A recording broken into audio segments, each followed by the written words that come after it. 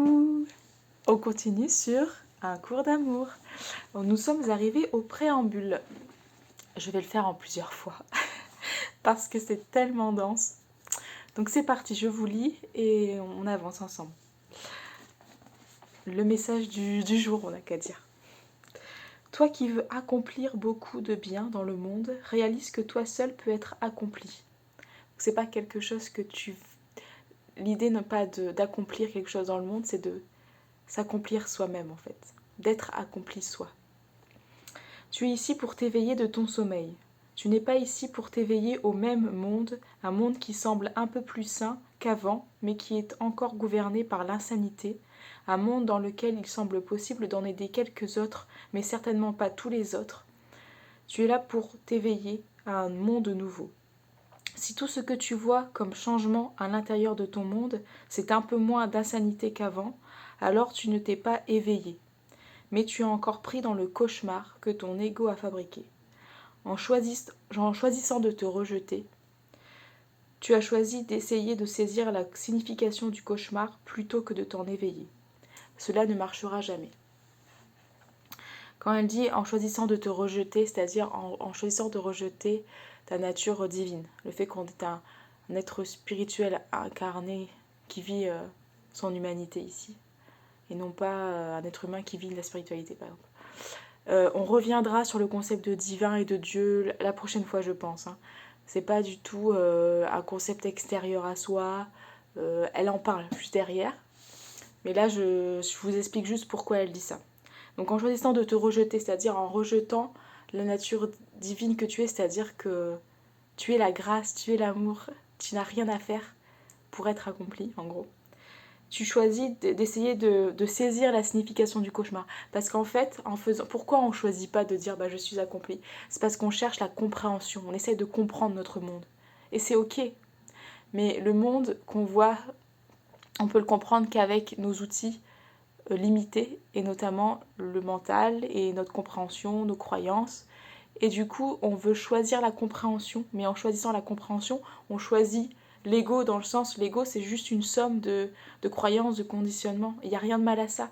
Mais c'est juste qu'on ne peut pas voir au-delà du monde qui est créé par l'ego, par cela même qui veut comprendre. On ne pourra jamais comprendre avec le même outil que celui qui est en train de créer. Je ne peux pas voir plus large que ça.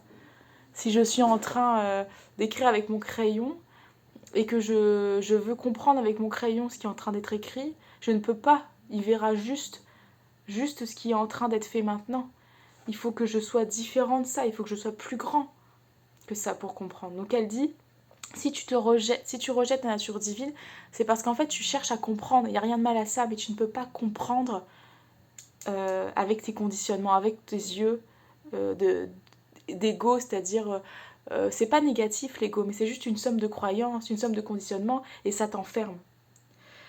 Et on va choisir la compréhension plutôt que l'évidence qu'en fait, mais dès le plus jeune âge, en fait, on se rend compte que, enfin, moi en tout cas, je vais parler pour moi, qu'il y a un problème, comment ça se fait qu'il y a la guerre partout, comment ça se fait que tout le monde ne peut pas vivre décemment, il y a un problème, ça nous touche un endroit, au début en tout cas.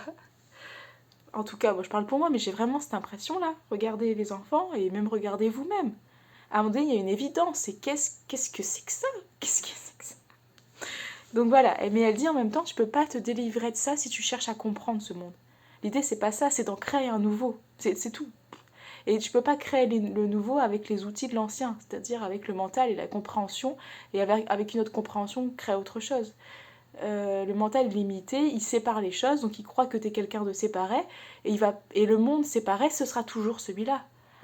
Et le but, c'est de commencer à être en unité. Et elle dit d'abord, au début du préambule d'ailleurs, que quand tu demandes, quand tu apprends, demande toujours à apprendre pour les autres, enfin avec les autres. Demande que tous soient inclus dans ce que nous faisons ici. Donc par exemple, n'importe quoi, quand tu apprends quelque chose, dis-toi que tu l'apprends aussi pour tout le monde, que c'est pour tous. Quand tu fais un pas, en fait, c'est pour tous. Voilà. Je continue un petit peu. En rejetant qui tu es, c'est-à-dire ta nature déjà accomplie, tu démontres que tu penses pouvoir croire à une partie de la vérité. C'est-à-dire que tu y penses, tu dis ouais, ça a l'air pas mal, j'y crois un peu, je sens que ça me parle, mais pas toute la vérité. Tu prends une partie de la vérité, mais pas toute la vérité. Plusieurs d'entre vous ont accepté, par exemple, que vous êtes plus que votre corps, tout en conservant votre croyance dans le corps. Tu es donc devenu encore plus confus en acceptant d'être deux soi. Un soi égaux représenté par le corps et un soi pur esprit, quelque chose où tu sens un peu l'absolu, quelque chose qui est plus grand que toi.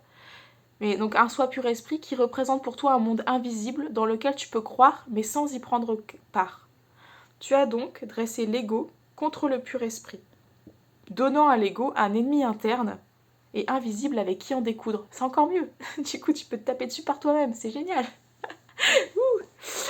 Ce n'était guère le but des enseignements de la vérité, qui ont comme objectif l'exact opposé de cette situation conflictuelle. La vérité unie, elle ne divise pas. La vérité invite la paix, non le conflit. Une vérité partielle est non seulement impossible, mais nuisible, car tôt ou tard, dans cette bataille inégale, l'ego l'emportera. Le pur esprit, comme tu l'as défini, est trop amorphe, il n'a pas assez de forme. Il manque trop de définition et de crédibilité pour gagner cette bataille contre ce que tu perçois comme étant ta réalité. Donc elle dit, si tu restes dans ça, c'est chouette de croire en une partie de la vérité, mais ça va encore t'amener de la souffrance parce que ça va te créer du conflit à l'intérieur de toi. Et de toute façon, la bataille sera gagnée par ce que tu vois, ce que tu crois être plus palpable, parce que visible, mais pas du tout en ce que tu ressens comme être vrai. Mais quand vous y pensez, dites-vous bien un truc, c'est que qu'est-ce qui reste et qu'est-ce qui vous anime tous les jours dans votre intérieur? Est-ce que c'est de voir la bouteille d'eau ou c'est de vous rappeler la joie de goûter l'eau? Bref, je divague, mais c'est qu'est-ce qui vous anime? C'est de voir votre amoureux ou c'est en fait de sentir la relation qu'il y a? Et la relation, elle est visible ou elle est invisible? Et du coup, qu'est-ce qui est le plus vrai? Est-ce que c'est le personnage qui est devant vous? Ou ce qui est vrai, c'est ce qui vit à travers ça? Donc ce qui est invisible à nos yeux.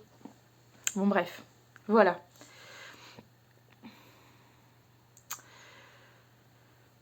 Donc toi qui t'es approché de la vérité pour ensuite lui tourner le dos et refuser de la voir. C'est-à-dire que t'as essayé d'y aller. Mais après tu t'es dit non, et pas, ou pas tout, c'était trop pour toi. Hop, et tu es reparti. Regarde à nouveau. Tu as parcouru ton chemin et la fin du voyage est en vue. Tu te tiens au bord du précipice avec une vision du monde nouveau qui s'offre à toi à une faible distance, étincelant de toute la beauté du ciel dans la lumière dorée. Alors que tu aurais pu voir cette scène, tu as tourné le dos et soupiré, regardant le monde familier qui était derrière toi et le choisissant à la place. Tu ne vois pas que ce choix, même fait dans la meilleure intention d'y retourner pour le changer, tu peux avoir l'intention de changer, est encore un choix pour l'enfer, alors que tu aurais pu choisir le ciel à la place. Pourtant, tu sais que choisir le ciel est la seule vraie manière de changer le monde. C'est l'échange d'un monde contre un autre. C'est cela que tu as peur de faire. Tu as si peur d'abandonner le monde que tu as connu que même si c'est un monde de conflits, de maladies et de morts, tu ne l'échangeras pas, tu ne l'abandonneras pas. C'est un peu le mystère, quoi. Il faut s'ouvrir à la réalité du mystère, on ne sait pas le nouveau, mais il faut être d'accord de lâcher l'ancien.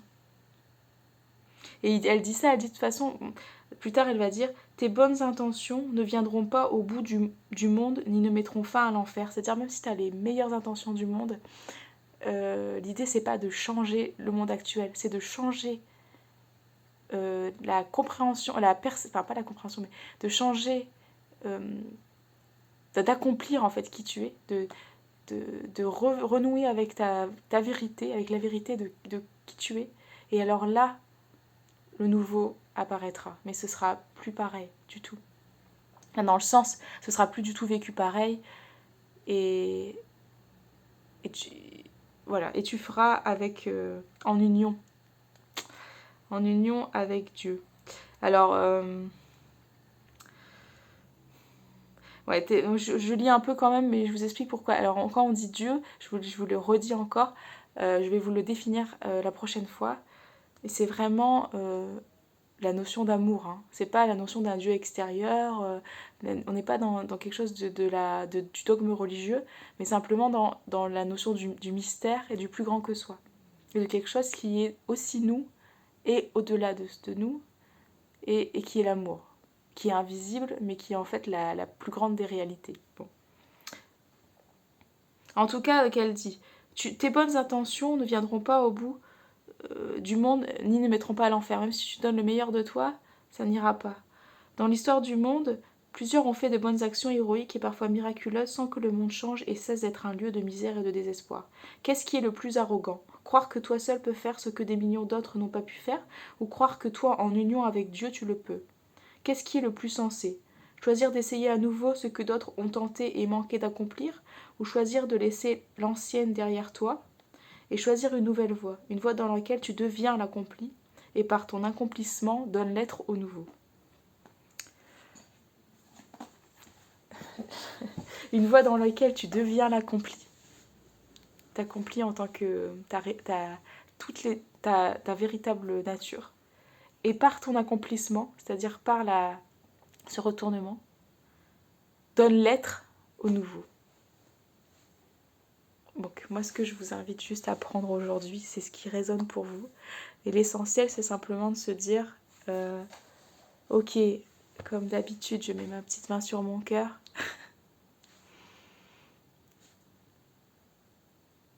Et de ressentir ce qu'on sent juste depuis notre plus tendre enfance en nous.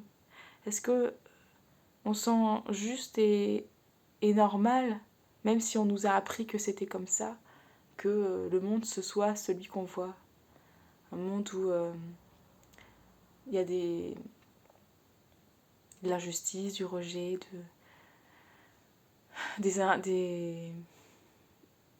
en tout cas, des choses qui nous touchent et qu'on ne trouve pas normales, même si on nous a dit c'est comme ça. Regardez dans votre cœur, rappelez-vous, peut-être quand vous étiez petit, vous posiez des questions peut-être à vos parents, si vous aviez la chance de pouvoir poser des questions à vos parents. Dire mais qu'est-ce qui... Ou peut-être regardez vos enfants ou les enfants, qu'est-ce qu'ils posent comme question ? Qu'est-ce qui les interpelle ? Et voyez qu'en fait ça vous interpelle toujours à un endroit. Et qu'il n'y a pas à faire une croix dessus, mais plutôt à vous dire le fait qu'en fait vous n'avez pas été jusqu'au bout, c'est juste que c'est très compliqué de croire en autre chose que ce qu'on voit. Mais la croyance révèle de ce qu'on voit. C'est rigolo parce que pourtant on le sait ce qu'on voit. Et on a l'impression que ça ne peut pas être autrement. Mais comment ça se fait alors que vit en nous, de base, dès la naissance, le truc de « mais c'est pas possible, qu'est-ce qui se passe ici ?» Qu'est-ce qui se passe ici là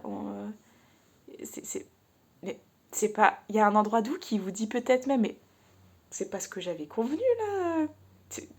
Il y a un problème là. Et même si les parents vous disent, bah non, mais c'est comme ça, il y a la guerre. C'est pas pour ça que vous trouvez ça plus normal. Vous apprenez juste à vous dire, ok. Mais essayez de contacter ça et dites-vous, ok.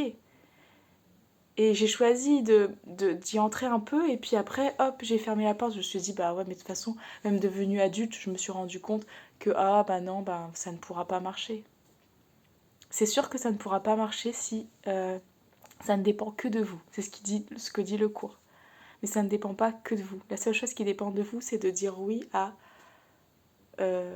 lâcher l'idée de bonnes actions, mais simplement être d'accord de faire le chemin du nouveau, c'est-à-dire d'abandonner l'idée que vous allez comprendre ce qui se passe, mais simplement de vous ouvrir au mystère qui réside à l'intérieur de vous et qui est l'envie d'aimer et d'être aimé énormément. D'ouvrir juste déjà un tout petit peu la porte ou de voir qu'elle existe déjà parce que vous y avez été au moins une fois déjà. Puis après vous vous êtes dit oh c'est pas possible. Et c'est pour ça que le ciel en fait a été refusé entre guillemets, c'est ça ce qu'elle explique. Parce que ça fait peur, parce que c'est un truc mystérieux. Mais c'est un truc mystérieux qui réside en nous depuis toujours, donc qui est déjà connu, sinon on ne pourrait pas le sentir. Et c'est un truc mystérieux mais qui nous fait tellement vibrer alors qu'est-ce qu'on choisit? Est-ce qu'on choisit de vibrer un peu? Est-ce que ça vous suffit? Je suis pas sûre. Moi, ça me suffit pas en tout cas. Moi, je vais vous dire, ça me suffit pas. Ça, c'est clair que non. Et à un moment donné, c'est se dire, ok, je vais être d'accord de me dire, ok, moi, je vais pas pouvoir faire les choses toute seule.